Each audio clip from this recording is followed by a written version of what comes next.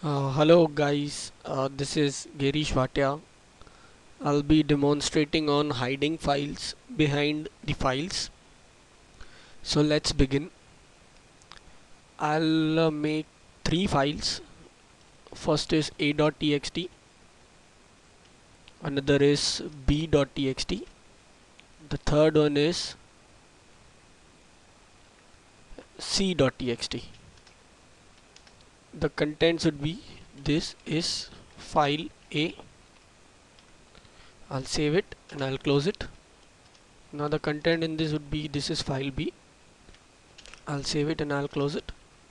The content in this would be this is file C. I'll save it and I'll close it. Notice that the file size of each file is 14 bytes. a.txt 14 bytes, b.txt 14 bytes, c.txt 14 bytes. Okay, now this is very crucial.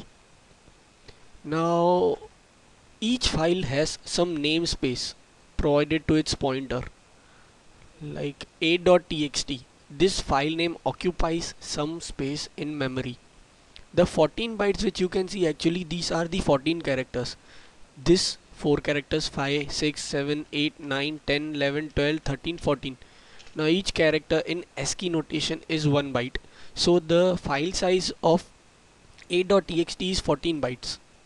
But still a.txt is 5 characters though, so that means some 5 bytes, it is occupying 5 bytes in memory. Those 5 bytes are in namespaces, and that is different for different kind of file extension, rather the drive formats, file systems. So now we'll get into hiding the files. To hide the files, we'll open command prompt cmd. I'll browse to that folder cd desktop wh, and it is hide. Okay, now we'll once just check into the contents of this file. Yeah, you can see a.txt, b.txt, c.txt. Okay, so we'll clear the screen.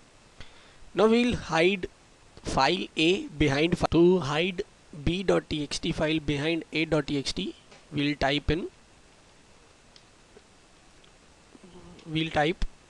a dot b dot txt opening angle bracket a dot txt colon b dot txt.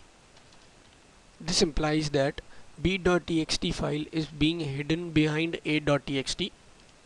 We'll go on and press enter, and now we come to our folder and delete the b.txt file. Still you can see the space, rather memory space of both the files is still 14 bytes. We have not even touched C, so we'll don't bother about it. Now a.txt is still 14 bytes. Okay, we'll go into command prompt, and to view our deleted b.txt file, we'll write notepad a.txt colon b.txt. We'll press enter. Now voila, this is file B, which is deleted. Now this implies that, rather this says that b.txt is hidden behind the a.txt file, but still in this folder you can see its memory space is 14 bytes. Now that's not a miracle, it's a pure logic. The space provided to the namespace provided to the pointer for that file. A.txt is a pointer to the file. It is not a file. It is a pointer to the file. The pointer of the b.txt file is now stored behind a.txt. Hence we are accessing it with the help of a.txt colon b.txt. Now we'll do similarly with c.txt colon a.txt opening angle bracket a.txt colon c.txt. We'll press enter. We'll delete the file c.txt and we'll access the deleted file c.a.txt colon c.txt. This is file C. Now we'll get back into our folder and view the memory space. The size of file, it's still a.14 bytes, but it contains three files. c.txt, this is file C, and b.txt. Now you can see the title of both of the files. It says a.txt colon c.txt, a.txt colon b.txt. Now, but you will think we have deleted the files from here, but still it is able to access it. When we press delete button, we don't actually delete our file. We delete the pointer to that file. That file is still into hard drive, but we cannot see into our folder or cannot access it directly. Okay, but using this, now if I delete a.txt file, I won't be able to access all the files. Now this kind of operation is known as alternate data streams, and this is only supported by NTFS file format. And now if we try to move or copy this file a.txt into a FAT32 or any other file system, we lose both of the files.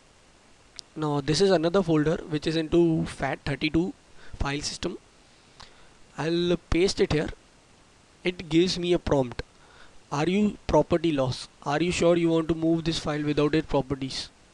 Okay, if I press yes, okay, and suppose my properties are lost and I'll again move it back to the original folder, and now I try to view it into the command prompt. I'll type notepad a.txt colon b.txt.